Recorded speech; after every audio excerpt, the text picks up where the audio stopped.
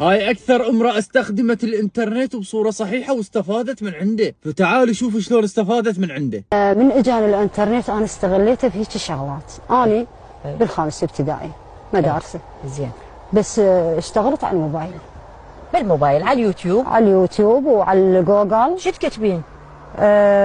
زراعة حديثة، زراعة الطماطم، تركيب البيوت البلاستيكية اللي هاي أنا أركبها بيدي. هاي كلها عن طريق اليوتيوب ولا؟ طبعا عن طريق بعدين على الإنترنت تجارب زراعية سويت 5. غير الأسمدة العضوية يعني البراعم نقلتها من بيت خليتها أنفاق صغار، بحيث يعني التجربة سوت ضعف البيت 10 مرات. ما شاء الله.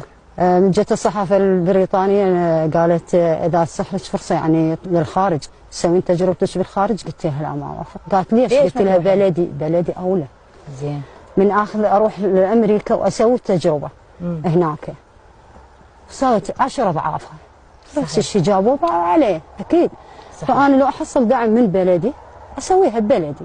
وبالنهاية نتمنى من الجميع انه يكون استخدامهم للانترنت بصورة مفيدة ويترك اثر طيب ويستفادوا بدون اساءة، وهاي المرأة اللي شفناها بالفيديو هي خير مثال بهذا الجانب. اشوفكم فيديوهات اخرى ومع السلامة.